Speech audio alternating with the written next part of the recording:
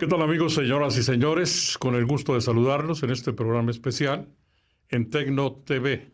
Estamos precisamente en la televisora del Instituto Tecnológico de Durango en sus transmisiones de prueba y es un placer saludarlos en esta ocasión con la presencia de un reconocido historiador y un reconocido escritor duranguense. Me refiero al licenciado Javier Guerrero Romero, que es el cronista oficial de la ciudad de Durango. Vamos a platicar precisamente en días recientes. El pasado 3 de marzo de este 2026 se conmemoró un aniversario precisamente de la inauguración de la Rotonda de los Hombres y Mujeres Ilustres de Durango. Esto fue el día 3 de marzo de 1989. Y bueno, aparte de su participación como historiador, pues también debo decirlo, es parte de ese importante consejo que se integró para analizar hombres y mujeres que tienen las características, los méritos y la posibilidad de ser aceptados e incluidos en la rotonda de los hombres y mujeres ilustres de Durango. Debo decir que es una idea muy positiva, muy importante de el licenciado José Ramírez Gamero, en ese entonces gobernador del estado de Durango. Hoy descanse en paz. Mi querido Javier, bienvenido. Y pues vamos a platicar una parte de la historia de Durango que muchos duranguenses no conocen. Bienvenido. Gracias Gustavo. Es un placer estar con ustedes aquí en la emisora de televisión de el Instituto Tecnológico de Durango, Tecnológico TV, que es un gusto y un honor para mí formar parte de estas pruebas de transmisión que se están haciendo. Muchísimas gracias por la invitación y aquí estamos con mucho gusto. Vamos a platicar ese tema y el tema que tú gustas. ¿Por dónde empezamos? Desde luego, ya lo mencionaba, tú eres parte de ese importante grupo.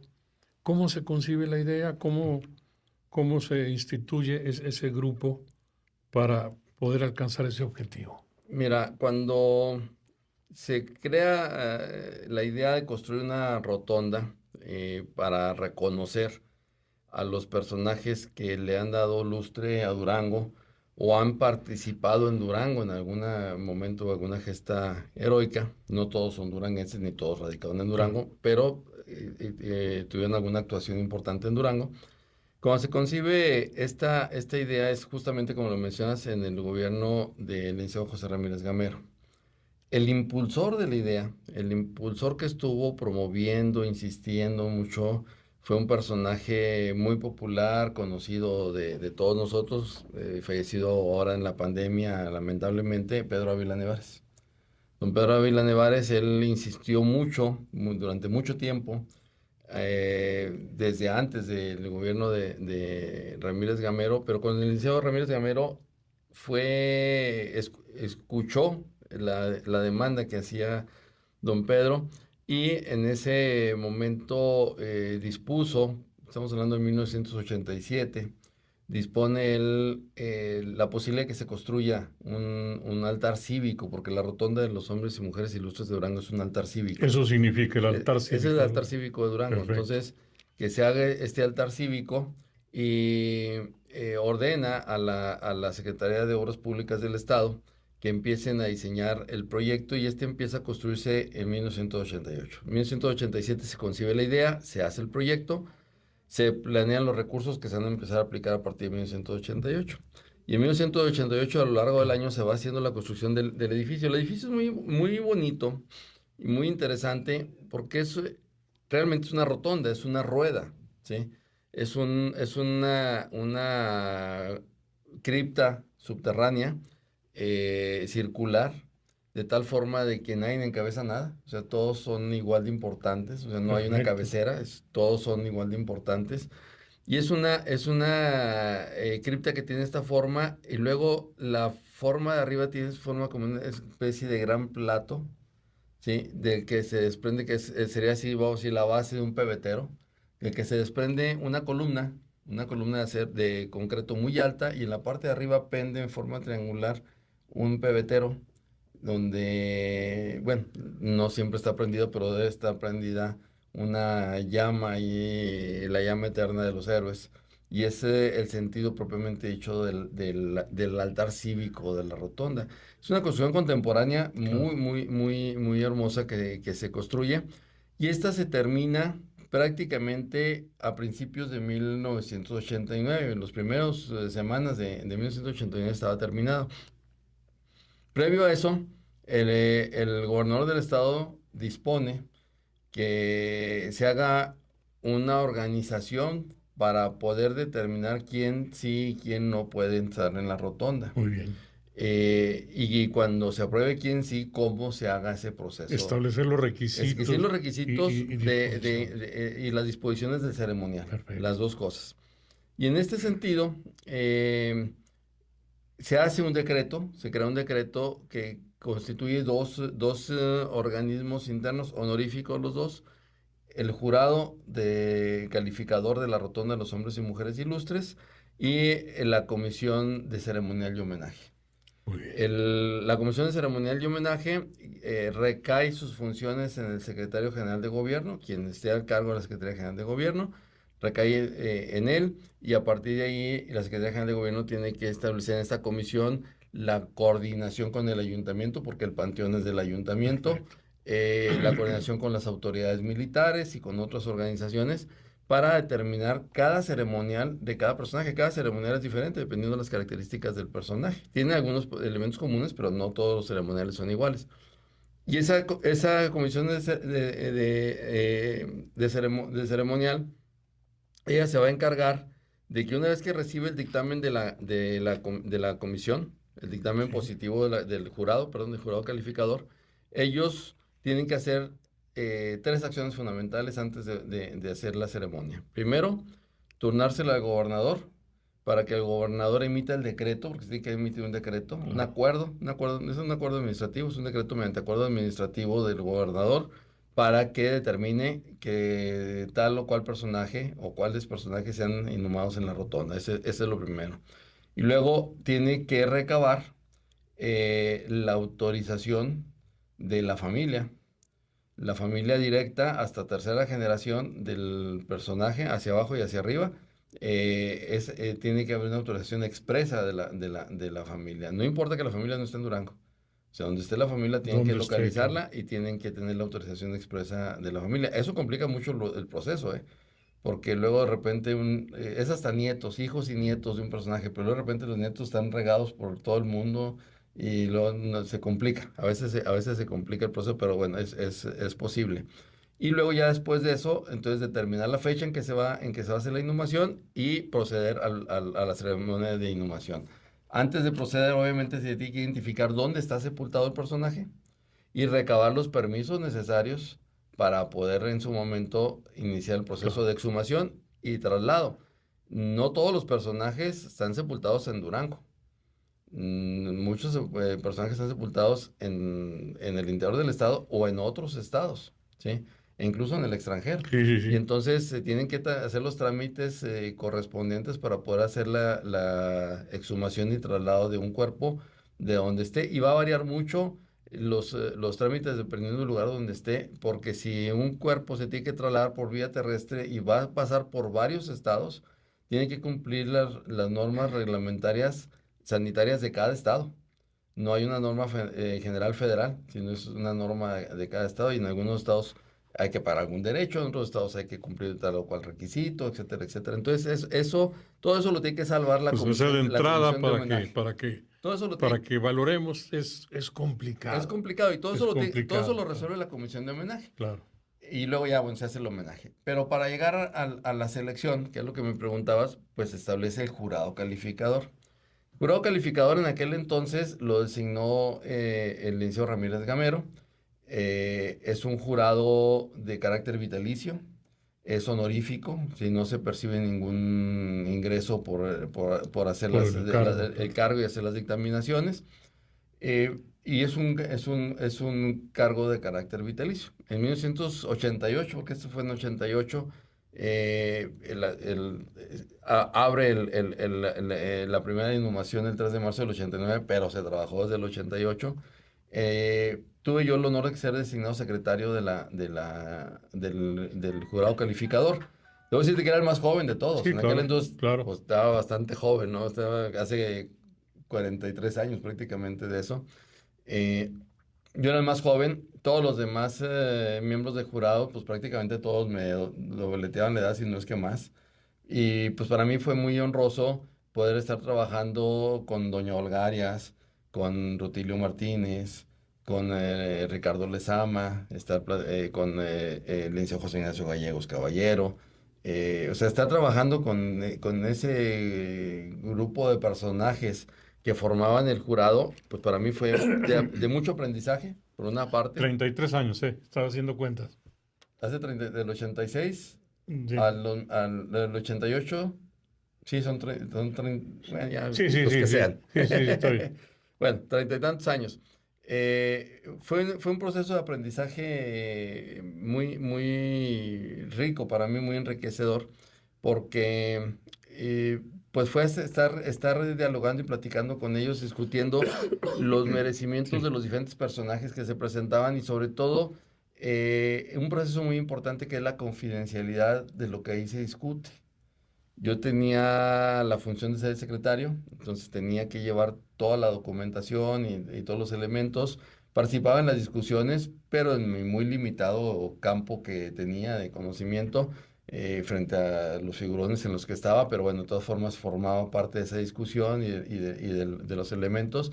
No teníamos un lugar donde reunirnos, entonces nos reuníamos de manera regular en la casa de Doña Olgarias. Ahí era donde se pero, hacían las sesiones, y eran sesiones kilométricas, ¿eh? O sea, no era ir a tomar el café, sino era realmente analizar el personaje, revisar la documentación, discutir. discutir, y luego, bueno, pues una cosa es el testimonio que a lo mejor el proponente, que muchas veces son familiares o amigos muy cercanos, te hacen del personaje, pero pues tienes que comprobar Claro, claro. la documentación que se te presenta. Muy Hay alguna que es importante. pública y que no hay tanto problema para poderla identificar, pero hay otra que no es tan pública, que tienes que verificarla y tienes que acudir a archivos o solicitar información en otras áreas o con otros, con asesores externos. O sea, es un proceso muy, muy, muy rico, y finalmente se determina y se hace la selección de los personajes que se aprueban. Se trasladan a la comisión de honor de homenaje, de ceremonial y homenaje, y entonces es cuando se da a conocer la lista de los personajes. No se da a conocer que se turnaron al jurado, ni se da a conocer quiénes fueron las solicitudes que se ingresaron. Eso por cuestiones de confidencialidad. Claro. Todavía no existían las leyes de protección de datos personales, pero pues se trataba de proteger Pero, la imagen y vamos a decir, la honorabilidad de los personajes. Si no eran aprobados por el jurado calificador, no quiere decir que no fueran personajes de valía. claro. Sí, sin embargo, pues no cumplían con los requisitos que el jurado había establecido. Y entonces, pues no dabas a conocer quiénes ingresaban al estudio, porque cuando dabas a conocer quiénes pasaban el estudio, pues ya era fácilmente que dijeras este no pasaron, ¿verdad? Entonces, siempre se ha guardado mucha confidencialidad en ese sentido en la comisión, en el jurado calificador, y el jurado calificador entonces resuelve y turna a la comisión. ¿Cómo se reciben? Y aprovecho por si algún ciudadano o alguna asociación tiene interés en proponer a alguien, eh, tienen que hacer la solicitud formal, acompañada de la autorización de cuando menos un grupo de familiares directos. Ya la comisión se encargará de encontrar a todos los demás familiares, pero la anuencia de la familia, o señalar que no hay familia, porque es un personaje ya muy anterior en la temporalidad, y que no hay familia directa de 3 generaciones, Claro. hasta una tercera generación. Acompañar la documentación pertinente que se considere oportuna para que se pueda calificar, y llevar la solicitud dirigida al Secretario General de Gobierno, a la Secretaría General de Gobierno. Perfecto. La Secretaría General de Gobierno de ahí le turna al jurado este expediente, para que el jurado empiece a analizarlo y estudiarlo. Esa es la forma como sesiona este jurado calificador. A lo largo de toda esta historia hemos tenido muchos problemas en el jurado, no en cuanto a la discusión o a la definición, sino que pues, por la naturaleza de la edad Claro, claro. de los integrantes del jurado Han ido falleciendo, claro. fueron falleciendo hasta que llegó un momento en que prácticamente nomás quedaba yo. Y entonces se turnan varias solicitudes y pues yo declaro que no puedo juzgarlo porque sería una visión unipersonal. Claro. Y donde solicitamos al gobernador del estado que renueve el jurado, que nombre a los faltantes, porque no solo murieron los titulares, murieron los suplentes también, ¿no? Entonces, quedábamos el licenciado Lezama Pescador y yo nada más, fallece el licenciado Lezama Pescador y pues ya nada más quedé yo. Entonces, aun cuando estaba el licenciado Lezama y yo nada más, habíamos acordado que no podíamos sesionar dos, mínimo teníamos que hacer tres Claro. para que pudiera haber un tercer voto que pudiera definir o no una calificación, porque entre dos, si no nos poníamos de acuerdo, no se iba a poder avanzar, ni decir sí, ni decir no. Y entonces, hasta, pues pasaron muchos años así, eh, no se recibieron propuestas en ese lapso, bueno, se recibieron varias propuestas, fueron detenidas en ese momento porque pues no había jurado calificador, y hasta hace 5 años, 5 años, si mal no me equivoco, en 2021, se nombra los integrantes faltantes El nuevo jurado del nuevo calificador. jurado calificador. Yo entonces era secretario, ahora asumo la presidencia del jurado calificador, por antigüedad, no por Muy bien. méritos, sino por mera antigüedad, pues era el más antiguo que permanecía. Me nombran a mí presidente del jurado calificador y se nombran nuevos integrantes, entre los que está el doctor Miguel Vallebueno, Muy bien. Muy está bien. la maestra Yeye Romo Sosaya de La Laguna, Perfecto. está Roberto Flores, de aquí de Durango, quien por muchos años ha estado en la Hora Nacional. Integran también a este nuevo jurado a Ricardo Carrera, cronista, uno de los cronistas de Canatlán. Me falta alguien más, pero bueno, se integra un nuevo jurado y el doctor Rodolfo Bracho Riquelme, que ha trabajado mucho temas de ciencia y de historia de la ciencia y demás y de personajes de la ciencia de Durango. Y bueno, se hace un jurado un poquito más abierto en términos de especialidades de cada uno de los integrantes, que eso favorece el análisis documental que se hace y ya se integra finalmente, llegan los casos que estaban ahí reservados, se analizan en el jurado, se toman los dictámenes correspondientes y llegan nuevos casos que también se estudian en el jurado y bueno, se comunica a la Secretaría los resultados correspondientes. Pero eso es en términos generales Claro. cómo funciona la rotonda de los hombres y mujeres ilustres. Muy bien. Bueno, pues estamos platicando en esta ocasión con el historiador Javier Guerrero Romero, nuestro cronista oficial de la ciudad de Durango. El tema es muy interesante, el tema que todos los duranguenses debemos conocer y que debemos conocer es el lugar, la rotonda de los hombres y las mujeres ilustres de Durango, que nace precisamente un día 3 de marzo de 1989, como estando gobernador del estado, el licenciado José Ramírez Gamero. Vamos a hacer una pausa, regresamos enseguida con la segunda parte de esta entrevista. Continuamos.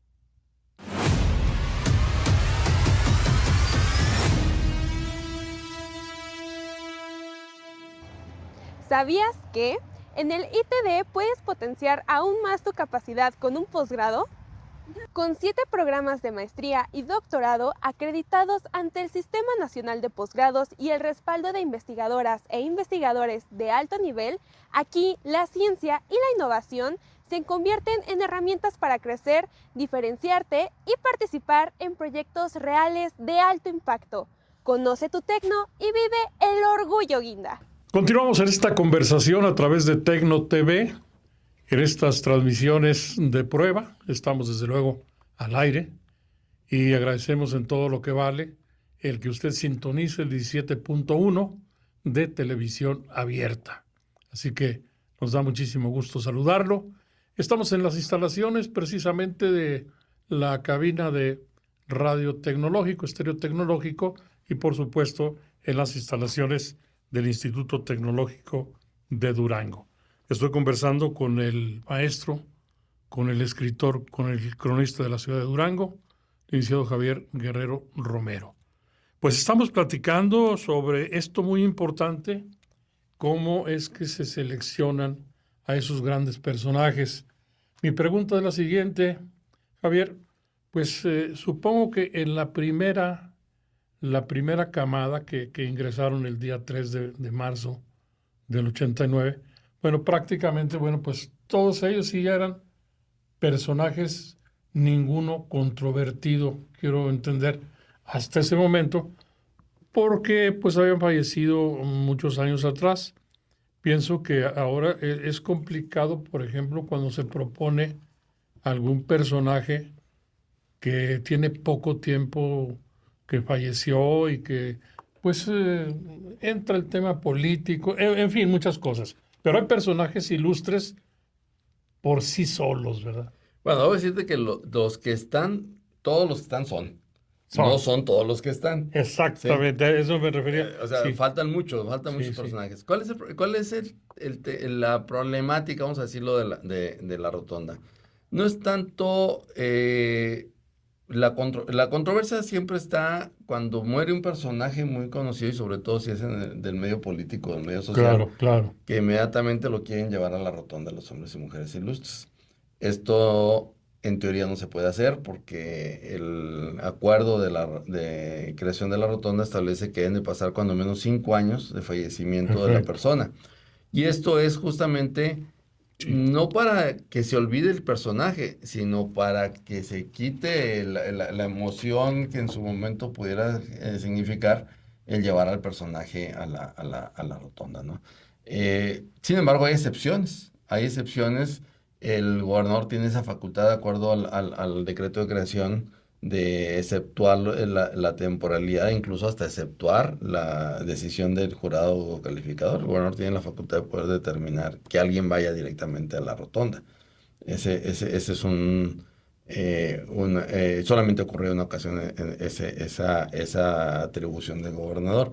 Pero regularmente siempre se turna a la comisión. Lo primero que vas a revisar es pues, que hayan pasado 5 años. Claro. Si no han pasado 5 años, inmediatamente se regresa para decir no ha cumplido los 5 años.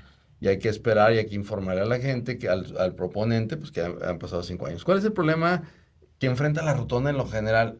Que no hay propuestas. Tú me dirás, faltan muchos personajes. Pues sí, faltan muchos personajes, pero nadie los ha propuesto. Y un elemento que sí determina la rotonda es que no los puede proponer un funcionario de la administración pública, con la excepción del gobernador.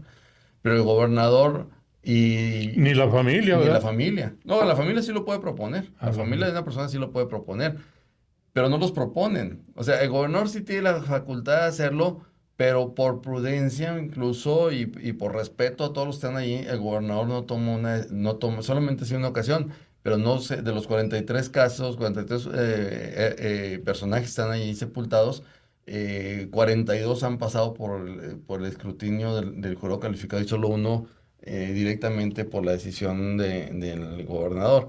Pero pues normalmente los gobernadores no se abrogan esa facultad, pues para evitar que sea señalado de alguna manera un uso político de la facultad o una preferencia personal, una cosa, y para eso está O el jurado. juicio de la historia. O el juicio mismo de la historia. Entonces, pues no quieren, y hacen bien los gobernadores en no hacer uso de esa facultad. Pero de ahí más, pues, o sea, no lo puede proponer ningún miembro del jurado, ni lo puede proponer ningún miembro de la comisión de celebración y homenaje. Pero además cualquier otra persona los puede proponer, pero no llegan las propuestas. Pero ¿por qué no llegan las propuestas? Porque el expediente tienes que integrarlo tú como proponente, no lo integra el jurado calificado. lo integra el proponente. Entonces tienes que integrarlo. Primero tienes que llevar el acta de defunción donde señale que son más de 5 años de que falleció. Eso no es ningún problema, ¿sí? El segundo elemento es que tienes que llevar la aceptación de la esposa o de los hijos, o cuando menos de la esposa y de la mayoría de los hijos, y ya ahí sí ya la Secretaría de Gobierno encargará de consultar a todos los demás. Pero cuando menos la esposa o los padres, pues, si se da el caso, y los hijos deben de tener la anuencia y debes llevarla por escrito la anuencia. Y luego la relación de méritos. No solo es declarar que fue muy bueno y que hizo esto, sino los comprobantes de esa relación de méritos. Hizo esto, pues sí, nada más que donde está documentado que lo hizo. O sea, todos esos elementos son los que se tienen Claro, claro. que aportar para que el jurado tenga elementos para dictaminar. Y luego una vez ya que dictaminas, pues ya se resuelve. Pero luego fíjate, una vez que, no voy a decir nombres de personajes porque es parte de la secrecía que tenemos que guardar, pero por ejemplo un personaje que fue aprobado y su reinhumación, que no hay ninguna duda de la importancia de él y cumplía todo, Del mérito del para estar mérito. ahí. Uno de los nietos dijo, mi padre quería estar sepultado con mi abuela. Entonces, yo no puedo tomar la decisión de exhumarlo y separarlo de mi abuela porque él Así lo quiso. así lo quiso. Perfectamente, ¿verdad? Pues se respeta, ¿verdad? O sea, Claro, bueno, pues claro. está aprobado y está todo y lo que más. Bueno, la familia no lo aprobó, pues en ese momento ya no. Oye, ya muy no se hace. importante y no solamente habla de pues, del compromiso. O fíjate, crecen más los méritos de ese personaje porque dice, podría estar en un lugar donde se le rinda homenaje y pleitesía. Sin embargo, Pues la familia no lo quiere. la familia no lo quiere, ¿Por qué? Pues ¿verdad? tienes que respetar eso.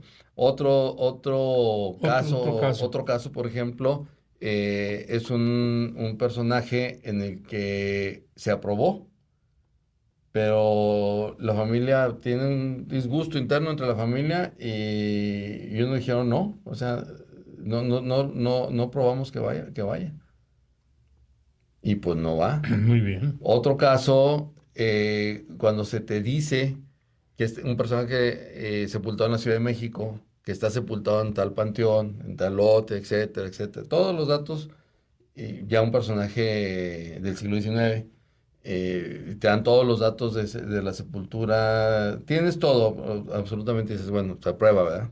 Ya aprobado, la comisión de homenaje dice, bueno, pues acudo al departamento, entonces todavía departamento del distrito, imagínate, todavía departamento del Distrito Federal para los trámites de exhumación y la respuesta del departamento del Distrito Federal, ese panteón ya no existe. Fíjate. Pues ya. Hasta ahí llegó. Hasta ahí llegó. llegó. ¿De dónde, cómo lo sacas? ¿De dónde lo sacas? Sí. Y ya, pues Es parte de la historia. es parte de la historia. Parte de la historia. Es parte de la historia. Entonces, Sí. te enfrentas a este tipo de Claro. cosas. Entonces, a veces te dicen, oye, fulano tal no está. Pues, o no lo han propuesto, o hubo un impedimento, no de méritos, sino de otra naturaleza que impidió que llegara a la Muy rotonda. bien. Pero si llegan muy pocas propuestas. Yo aprovecho este espacio conducto. de televisión. Claro. Si el tecnológico tiene interés, por ejemplo, en promover algún personaje importante de la vida cultural o de la vida académica de Durango, de las ingenierías, etcétera, pues bueno sería que lo propusieran y voy a traerme hasta dar nombres, por ejemplo. Nunca nos ha llegado una propuesta para reinhumar a Carlos Patoni, por ejemplo, el ingeniero Carlos Patoni, o de reinhumar al ingeniero José Guadalupe Aguilera, ¿sí? Que son pilares de la ingeniería civil en México. Claro. Y de la ingeniería del estudio de la topografía en México. Muy importante. Sí. A ver, mi querido Javier, nos remontamos a esa tarde-noche, porque me acuerdo fue la tarde, Sí. una tarde-noche. Ahí estuvimos con mucha emoción. La tarde-noche del 3 de marzo de 1989, pues ante una ciudadanía duranguense con muchos jóvenes de diferentes grados escolares, diferentes escuelas, en fin. Fue una noche memorable. Y sin duda, pues los primeros personajes, digo sin duda, repito la palabra, José María Patoni, Francisco Gómez Palacio, Juan Hernández y Marín, Antonio Gagiola, Felipe Pescador, Domingo Arrieta, Francisco González de la Vega y el maestro don Alberto M. Alvarado.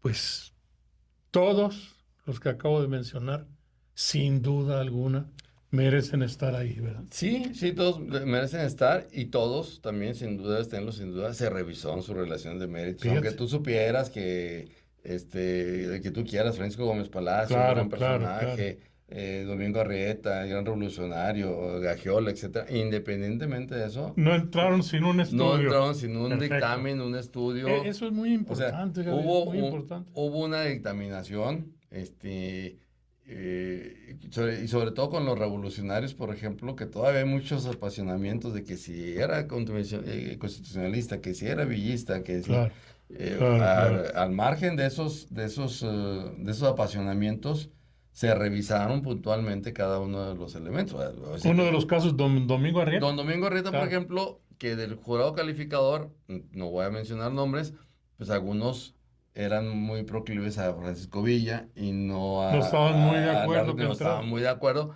y otros proclives al constitucionalismo que apoyaban a Domingo Arrieta lo defendían, pero se defendía sus méritos solos, Claro. sus propios méritos lo defendían. Entonces nosotros lo que hacemos es despojarnos de esas pasiones personales que pueda tener cada quien y analizar los méritos propios. Y tanto él como Gagiola, que eran los dos extremos, vamos a decir, uno de un grupo, otro de otro grupo, los dos fueron aprobados por unanimidad, una vez que se revisan los méritos y se analiza el expediente. O sea, sí son personajes muy importantes, indiscutiblemente, que contribuyeron en Claro, lo que les claro. tocó contribuir en su momento, que aportaron al Estado, a la nación, a la cultura, a lo que tuvieran que aportar, pero sí se hace la revisión documental y sí se revisan, aun cuando sea de sobra conocido. Aquí no es porque sea de sobra conocido, ¿no? Sino porque se revisó realmente la relación de méritos que se presentó de cada uno de ellos. Muy bien. Quiero mencionar, señoras y señores, amigos que siguen esta transmisión especial de Tecno TV en el 17.1 de televisión abierta. Quiero mencionar, y de manera especial, pues también un mérito muy importante de nuestro cronista de la ciudad de Durango. En ese entonces fue director de Cultura del gobierno del estado de Durango, donde yo recuerdo temas importantes, el reconocimiento a la señora Dolores del Río en vida, reconocimiento también ya post-mortem a lo que la señora Fanny Anitúa, nuestra Fanny Anitúa, que recuerdo en esos entonces se hizo una grabación en acetato de aparte de algunos temas, pero sobre todo del himno nacional. Sí. En fin, a lo que me refiero es que debemos de reconocer también en esta plática, en esta conversación, vaya también el reconocimiento para el gobernador José Ramírez Gamero, en paz descanse, en el tema cultural. Sí, sí, indiscutiblemente. Y yo además quiero precisar que yo no era director de cultura entonces. Yo Todavía fui director está de cultura bien, después. con el licenciado Silerio, exactamente. Sí, perfecto. En el 92 entré, Muy buen dato. pero sí buen fui dato. partícipe de Sí. esos momentos y sí fui partícipe de esas acciones que se hicieron. Debo decirte que había un personaje ya fallecido, el licenciado Antonio Arreola Valenzuela, un político muy avesado, pero también un estudioso de la historia de Durango, que fungía algo así como el secretario técnico de la Rotonda. No estaba nombrado como tal, pero tenía esas funciones. Y él era un enlace muy eficiente entre el gobierno del estado, entre la oficina del gobernador, Muy bien. entre la oficina de la Secretaría General de Gobierno y la propia jurado calificador. A mí me dio mucha pena. El licenciado Arreola fue muy amigo mío, fue mi jefe después, incluso, para esas fechas. Pero a mí me dio mucha pena cuando la primera vez que sesiona el jurado calificador y él se presenta en su calidad de secretario técnico, que el jurado calificador le pidió que amablemente que esperara afuera. Que abandonara, Que esperara afuera. abandonara el recinto. Que esperara afuera. Fíjate, porque se además iba a era un deliberar. hombre sumamente discreto. Sí. ¿Verdad? Y bueno, pues que esperara afuera Claro. porque se iba a deliberar. No, pues me retiro. No, espera afuera. O sea, deliberamos. Y después de la deliberación, pues tomábamos café y tomamos algunos refrigerios, algunas galletitas, sobre todo, que es lo que Claro, nos claro. ofrecía regularmente doña Olga, y Sí, ya se integraba el licenciado, o se integraba antes, íbamos a deliberar y se salía, pero esa era parte de la claro, dinámica, claro. de la secrecía que se tenía que guardar en las discusiones que se hacían al interior de la rotonda. Seguramente se enteraba porque afuera se oía todo, ¿verdad? Claro, Pero claro, claro. esa era parte de la dinámica que tenía que garantizar la rotonda, de que se iban a analizar las cosas con seriedad. Nunca, nunca, nunca se ha analizado un expediente a la ligera. Perfecto. Te diré, uno de los muy recientes que analizamos, nos tardamos casi un año en deliberar, porque necesitábamos comprobar la participación del personaje señalado en una batalla que ocurrió en Aguascalientes, y nos tardamos en encontrar los elementos de prueba, porque el proponente decía: Participó en tal batalla", y no había los elementos de prueba suficientes.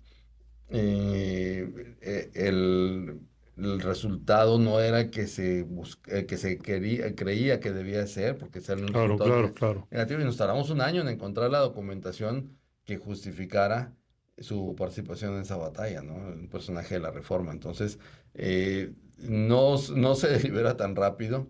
En algunas ocasiones, como personajes como estos, pues sí se delibera más o menos rápido, porque son de sobra conocidos, pero de todas formas necesitamos que esté sustentada la propuesta. Pero el problema sigue siendo que la gente no propone. Estos primeros 8 personajes que acabas de mencionar los propuso no el gobernador, los propuso la Sociedad Mexicana de Geografía y Estadística. Entonces Perfecto. era el licenciado Gonzalo Perfecto. Sala Rodríguez Sí, cómo el no. presidente, y él propone un paquete de unos poquitos más, y esos unos 8 que se aprobaron para entrar en ese primer momento, el 3 de marzo de 1989. Pero el jurado venía funcionando desde septiembre del 88. Muy bien. O sea, somos medio burocráticos, no resolvemos tan rápido, ¿no? No, no, no, pero Pero sobre se toma todo el tiempo tratándose necesario. de eso, pues, Se toma el tiempo es, necesario. es algo que es para toda la vida. De tal forma de garantizar que quienes están ahí tienen los méritos suficientes para estar ahí. Habrá algunos personajes que nos suenen desconocidos, pero que nos suenen A desconocidos no, a nosotros. nosotros, no quiere Claro, decir que no tengan los méritos claro, para estar claro. ahí. Sí. Muy bien. Luego, ¿en qué momento pues viene la segunda camada?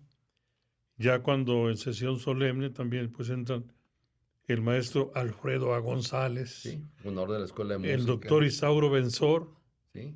un gran médico, que debo decir, el doctor Isauro Benzor no nace en Durango, No, él era él es de Chihuahua, ¿verdad? él De era de Chihuahua, Chihuahua, sí, él era de Chihuahua. con todo el reconocimiento del mundo, porque pues es junto con nuestro médico y químico, don Carlos León de la Peña, ¿Quién es? el suero El suero antialacránico. Sí, antialacránico. sí, sí, sí, sí. Muy bien. A ver, y luego, sí, Antes de sí, ellos, sí, sí. antes de ellos fue Fanny Nitúa. Fanny Nitúa se sepultó el 7 de junio de 1989. Perfecto. Fanny Netúa fue un ceremonial diferente el de ella. Ella se traslada, estaba sepultada en la Ciudad de México, se traslada por tierra de la Ciudad de México aquí a Durango, pero por razones de logística no iba a llegar, o sea, no podías hacer que llegara el mero día que iba a ser la selección de inhumación. Entonces se decidió hacer una velación. Ah, muy Entonces bien. llegó el día previo para hacer una Sí, velación. sí, sí, sí, sí, sí. Y cuando se toma la decisión de hacer una velación, entonces el gobierno del estado tenía los servicios funerarios del Sabino, Del mismo gobierno del del mismo estado, gobierno del claro. estado. Entonces se decidió que se hiciera una capilla ardiente ahí en el Sabino, para allí recibir el cuerpo de ella, ahí velarlo y de allí Oye, en trasladarlo. ese entonces vivía su hijo, Vivía Rigo don Cohen, Arrigo Arrigo Cohen Cohen. Anitúa, ¿verdad? Y entonces Arrigo Cohen estuvo de acuerdo, Sí. estuvo de acuerdo en que se hiciera la velación, pero en ese momento hubo una propuesta, que debemos decirlo también, del licenciado Toño Arriola Valenzuela, que dijo: está bien, vamos a velarlo, pero ¿por qué no la velamos en la Casa de la Cultura? Muy Y bien. no en un velatorio, pues un velatorio, Claro, ¿verdad? un velatorio. Un velatorio. Entonces se decidió llevar el cuerpo a la Casa de la Cultura, se le hizo un homenaje de cuerpo presente, la comunidad cultural estuvo allí, se cantaron algunas de las áreas que ella cantaba, se leyeron qué poemas. bonito. Se hizo un ceremonial en Claro. la tarde-noche del día previo a la inhumación, y al día siguiente... Previo al 7 de junio. previo al ¿verdad? 7, y al día siguiente ya se traslada a la rotonda de los hombres y mujeres ilustres. Luego va a venir el siguiente grupo que estabas mencionando, que es un grupo también un poco... A ver, fíjate, por ejemplo, el maestro Alfredo González, aparte de ser el fundador de la Escuela Superior de Música, pues él tuvo un papel muy relevante, nada más y nada menos, en el cine nacional. Sí, él musicaliza varias Musicaliza varias películas. Pero fíjate que sus méritos fundamentales están en la formación de músicos. De en Durango. músicos. Él crea la Escuela Superior de Música antes de que naciera la Universidad Juárez. Él la crea en el Instituto Juárez y luego después ya va a pasar a la universidad, porque siempre se piensa que es de la universidad. La Y él escuela crea también la Sinfónica. crea la Sinfónica y luego unos años más tarde crea la Orquesta de Cámara de la universidad. Y desde ahí se construyen los semilleros de los nuevos músicos de Durango, ¿no? Y bueno, además Oriundo de Pasaje de Durango. Pasaje, Cuencamé. Cuencamé, del muy municipio bien, de muy Cuencamé. Y él tocaba instrumentos de boquilla circular, fundamentalmente el trombón. Pero bueno, tocaba el trombón, tuvo todos los de boquilla circular, la trompeta, etcétera. Y fue un extraordinario maestro de contrapunto, de composición de contrapunto, porque no solo era crear la escuela, sino enseñar a componer. Claro, claro. Y la siguiente generación de compositores de Durango, más o menos de la rodada nuestra, pues todos fueron alumnos del maestro González, sí. y algunos están brillando ya con sus composiciones que tienen y que pasaron justamente pues, Claro. por el conocimiento del maestro González, ¿no? Mencionábamos al doctor Isauro Benzoro, desde luego todos los méritos del mundo, es decir, no nació en Durango, él es oriundo de Chihuahua. De Chihuahua, Muy bien, así con es. todos los méritos. Lo queremos como duranguense, ¿verdad? Sí. O sea, yo te decía, no todos los que están sepultados son nativos en Durango, ni todos los que están sepultados hicieron las acciones importantes en Durango, pero en el caso de él, pues sí lo hizo acciones aquí en Durango. Claro, De hecho, la sola creación del suero antialacránico y la donación del suero antialacránico a la medicina mundial, pues ha salvado miles de vidas, millones de Que vidas. pudieron haber cobrado Pueden simplemente haber hecho millonarios. supermillonarios y hasta la fecha seguir cobrando Así es. todos sus Le regalías a descendientes, sus descendientes. las regalías. Sí, claro. Bueno, está también, por ejemplo, en esa camada el piloto aviador duranguense Francisco Saravia, Francisco Saravia. que quienes conocen la ciudad de Lerdo, pues ahí está un museo, ahí está el avión, el Conquistador del Cielo. El Conquistador del Cielo. Francisco Saravia va a ser un personaje... Francisco Saravia Tinoco. Tinoco, que él tampoco vivió aquí en Durango, nació en Lerdo, no vivió en Durango, vivía en Tapachula, Chiapas. De hecho, 2 aeropuertos en México llevan el nombre de él, el aeropuerto de Lerdo y el aeropuerto de Tuxtla Gutiérrez. Muy bien. Él crea una compañía aérea en el sur-sureste de la República para establecer la comunicación aérea entre los estados del sur, la península de Yucatán y Guatemala, pero también participa en el desarrollo de nuevas rutas aéreas en México, y él va a hacer el primer vuelo directo México-Los Ángeles. Él va a hacer un vuelo también directo México-Nueva York. Y el de Nueva York. Que ahí es donde fue. No, en el México-Washington, En el río Potomac. En el río Potomac. Al salir de allá para acá, el avión tiene un desperfecto, cae al río Potomac y muere él ahí en el río Potomac. Pero es considerado como uno de los pioneros de la aviación comercial en México. O sea, no... Claro. Porque abrió rutas, porque favoreció la Sí. comunicación en diferentes regiones, y bueno, esa es la razón Muy bien, si te parece, vamos a hacer una pausa y continuamos en esto que realmente a mí me parece extraordinario, que Durango, que los duranguenses sepamos precisamente de ese recinto, a los hombres y mujeres ilustres de Durango. Debemos conocerlo y saber sobre todo quién está ahí y por qué motivo. Estoy con el historiador Javier Guerrero Romero. Estamos en Tecno TV. Regresamos enseguida. ¿Quieres ser un experto en planificación, gestión y optimización de las cadenas de suministro? Te invito a que estudies Ingeniería Logística en el Tecno, nuestra nueva carrera.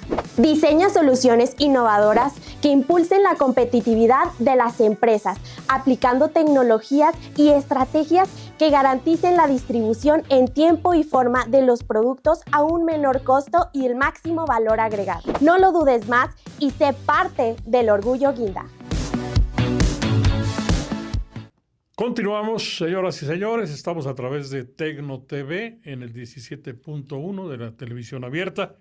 Estoy conversando con nuestro cronista de la ciudad de Durango, el historiador Javier Guerrero Romero. Estamos platicando sobre la rotonda de hombres y mujeres ilustres y mencionábamos que en lo que fue pues la siguiente camada, por decir un término coloquial, que ingresaron. Ya mencionábamos al maestro Alfredo González, al doctor Isauro Benzor, al piloto aviador Francisco Sarabia Tinoco. Y hay un personaje también de relevancia, no solamente en Durango, sino de corte nacional. Y me refiero, por ejemplo, al maestro Bruno Martínez, educador. Sí, como no, el maestro Bruno Martínez, él, oriundo de Santiago Pasquero, Sí. por cierto, él fue profesor. Él va a desarrollarse aquí en Durango de manera inicial para favorecer el desarrollo de la pedagogía, de la enseñanza de Sí. la pedagogía, pero sobre todo nuevas técnicas de enseñanza para niños y jóvenes.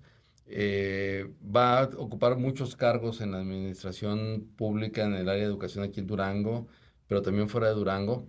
Él va a crear un nuevo modelo de educación que se va a conocer como la Escuela Duranguense de la Educación. Esta Escuela Duranguense de la Educación era una forma diferente de enseñanza a la que venía desarrollando a partir de la Escuela Lancasteriana desde principios del siglo XIX. Y este modelo va a desembocar en el modelo educativo que va a surgir después de la Revolución. Entonces, él crea justamente toda la base de ese modelo educativo que nos regía hasta hace unos años. Y él va a ser invitado a dirigir la educación en el estado de Guerrero, en la Ciudad de México, y desde la Ciudad de México a diseñar, en el estado de Morelos también, pero desde la Ciudad de México diseñar este modelo que se va a implantar en toda la República, que se fue a conocer como la Duranguense de la Educación. Fue un gran pedagogo. Él intentó crear una escuela normal aquí antes de que naciera la normal, al interior del Instituto Juárez. Y bueno, se crea la carrera de pedagogía. No tiene éxito el proyecto, pero son los antecedentes ya directos de una educación profesional Claro, para claro. formación de maestros aquí en Durango. Estaba el sistema lancasteriano, pero ya un sistema moderno, contemporáneo de pedagogía, él lo crea. Y bueno, pues tiene todos los méritos suficientes para estar incluso hasta en la rotonda nacional. Muy bien. Bueno, está también en esa el nuevo ingreso de personajes ilustres, pues nada más y nada menos que entra también don Calixto Contreras, Calixto Jesús Contreras. Arias Sánchez. Ellos fueron Revolucionarios revolucionarios. los dos. Calixto Contreras es uno de los precursores de la Revolución Mexicana, originario de Ocuila, acá en el municipio de Cuencamé, y es de los que participa en el inicio de la Revolución el 20 de noviembre de 1910, de los que acuden al llamado de Madero para iniciar la Revolución Mexicana, y después en la Revolución Constitucionalista, tras la muerte de Madero, él forma parte importante de la defensa del constitucionalismo, va a enfrentar al Ejército Federal en muchas batallas. Va a ser parte del grupo de generales que va a encabezar la toma en la ciudad de Durango y es de los integrantes del grupo que va a crear la División del Norte. Sí, Es el sí, sí. grupo de generales que van a estar ahí, es uno de los famosos 21 generales de Cuencamé, pero indiscutiblemente Calixto Contreras pues es uno de los grandes estrategas. Él muere en combate y pues es el personaje que vamos a tener aquí. Jesús Arias Sánchez es un personaje que puede ser controvertido. Él va a estar del lado del constitucionalismo, pero él fundamentalmente actúa en Sinaloa y en los límites de Sinaloa con Durango. es el área en la que va a estar. Debo decirte que lo puedo señalar porque es importante decirlo. Él era el papá de Olga Papá de Arias. doña Olga Arias, claro. Doña Olga Arias se excusó de participar en la discusión. Perfecto. Fue a acompañar a Toño Arriola afuera mientras se discutía el tema de don Jesús, De su papá. de su papá. Y bueno, también fue aprobado por unanimidad de gallo. Era conocido en general como... Que debemos decir también, mencionar una gran duranguense que no nació en Durango, nació en doña Toluca. Olga Arias, nació en la ciudad de Toluca, Nació en la ciudad de Toluca. en el Estado de México. Por razones del destino, de la naturaleza del trabajo de su padre, el general Jesús Arias, pues era enviado a diferentes partes de la República y una de las estancias que está con su familia en Toluca es cuando nace Olga Arias. En una de las estancias que está en Sinaloa, ahí nace Irene Arias, la extraordinaria pintora que también duranguense. La familia está avecindada en Durango, pero pues nacieron en diferentes partes de la República, ¿no? Claro. Bueno, pues muy bien. Está también nada más y nada menos que don Miguel Ángel Gallardo, pues autor del corrido de Durango, autor del Durango, Sí. precisamente. Y aquí pues vamos a preguntarle a nuestro cronista de la ciudad de Durango el caso, digo, pocos saben quién fue Modesta Figueroa y Esther Galarza. Bueno, antes de ellas dos te menciono, Miguel Ángel Gallardo no solo es el autor del corrido de Durango, del Durango, es autor de una geografía musical de Durango y El de Salto. México, el corrido del Salto, Guadalupe Victoria. Claro. Hay piezas muy famosas, el de Tepehuanes, etcétera. O sea, él hace una geografía musical de Durango extraordinaria y que se sigue cantando, mucho sin saber la gente que son piezas de él, o sabiendo que son de él, pues, contribuye de esta manera, ¿no? ¿Quién es Modesta Figueroa y Esther Galarza? Ellas dos son dos profesoras que participan junto con Juana Villalobos en el proceso de la formación de la nueva escuela de Durango en los años 20. Cuando viene todo este programa que impulsa José Vasconcelos de la escuela rural, de la nueva escuela rural mexicana, ellas tres son, Juana Villalobos también está en la rotonda, ellas tres son las que le van a dar sustento a el proyecto de la escuela rural de Durango y que va a permitir que en los años 30 Durango se convierta con el general Carlos Real como gobernador del estado en la entidad que más escuelas públicas construyó y se han construido en cualquier momento de la historia del estado. En toda la historia del estado de Durango, el mayor número de escuelas primarias públicas se construyeron entre 1932 y 1935. Sí. En ese lapso fue una cantidad impresionante de escuelas, estás hablando de cerca de 1,000 escuelas en todo el estado, y ellas tres fueron protagonistas de este proceso de expansión de la educación pública gratuita en Durango. Muy bien, no se les olvide esos nombres. Son personajes de los que te digo que la gente no Modesta conoce, Figueroa, ¿no? Y Esther Galarza. Y Juana Villalobos todo el mundo la conoce por el internado, pero no saben qué hizo, ¿verdad? Claro. ¿Sí? Bueno, está también, por ejemplo, dos personajes muy importantes. Estamos en Tecno TV, dos personajes importantes. Uno de ellos, el fundador de 1948, 2 de agosto, el ingeniero José Gutiérrez Osornio, fundador, está ahí. Luego el segundo director, el ingeniero Mariano Cuellar Guerrero, está ahí. Cuellar pertenece a la familia Cuellar, pero él, sin embargo, pues por un error, podemos decir, error de mano, ¿verdad? De asentamiento de su acta. De asentamiento de su acta, porque su familia es Cuellar, pero él, bueno, pues así venían sus papeles y así se fue toda la vida. Ingeniero Mariano Cuellar Guerrero, que por cierto, a petición de Tecnológico de Durango, una calle en Peñón Blanco lleva su nombre. Sí, él es el ingeniero Mariano Cuellar Guerrero, es de Yarvanís, originario de Yarvanís, de Peñón Blanco. Actual municipio de Peñón Blanco, él es originario de allá. Son dos personajes muy importantes en la vida de Durango, el ingeniero José Gutiérrez Osornio y don Mariano Cuellar, el ingeniero Mariano Cuellar, porque son los que le dieron forma a la educación técnica en Durango. Claro. Son los que permitieron que estemos aquí, que el Tecnológico de Durango exista, que el Tecnológico de Durango haya tomado el auge y las características que tomó. El ingeniero Gutiérrez Osornio, él originario de aquí de Durango, Gutiérrez Osornio, él va a impulsar desde la escuela prevocacional, que es el antecedente directo del tecnológico, la necesidad de que se cree un tecnológico asociado al Instituto Politécnico Nacional.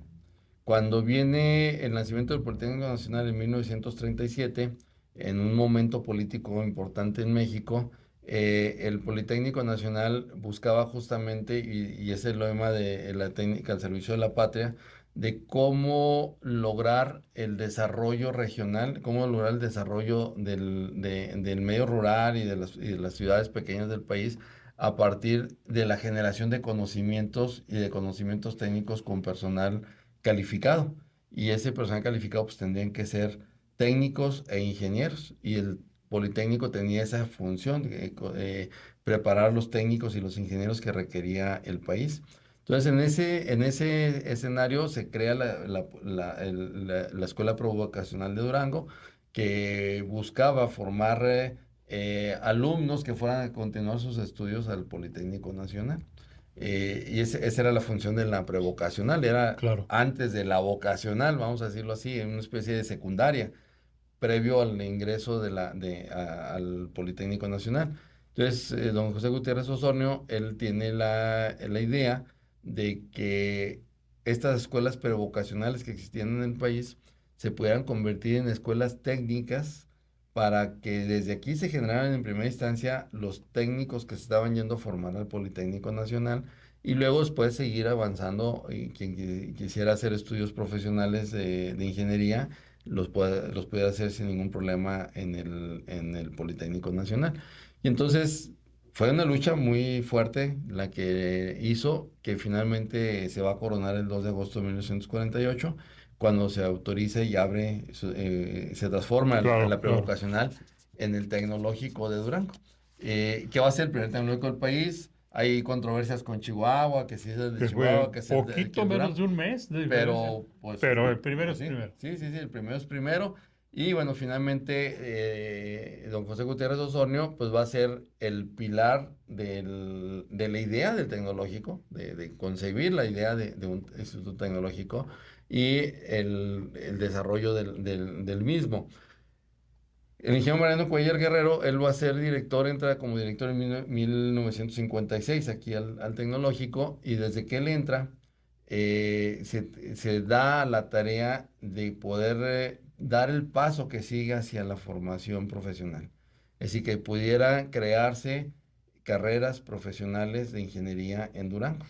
Y como tal es reconocido como el padre de la ingeniería industrial en el Tecnológico de Durango en 1960. En 1960, o sea, desde 1956 que él entra, él ve esa necesidad de dar ya el siguiente paso. Ya se había dado el paso de ser la vocacional, no la prevocacional, que generaba carreras técnicas importantes, generaba profesionales técnicos importantes para Durango, pero Durango requería ya de la formación profesional de ingenieros.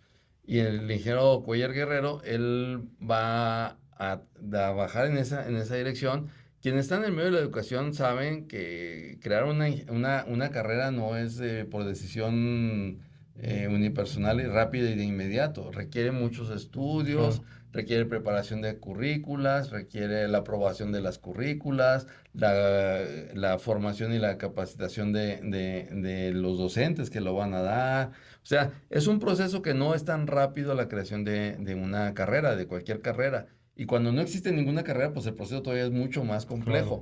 Y él lo empieza desde 1956, para prácticamente 1959 ya la Secretaría de Educación autoriza la posibilidad de que se pueda abrir la carrera de Ingeniería Industrial en Durango, y esta se va a materializar en 1960, y en 1964 va a egresar la primera generación, que todavía le toca a él, como director del tecnológico. Le tocó crear la carrera Y recibir la y primera las dos generación. primeras generaciones. Muy bien. Él deja la dirección del tecnológico en el 66.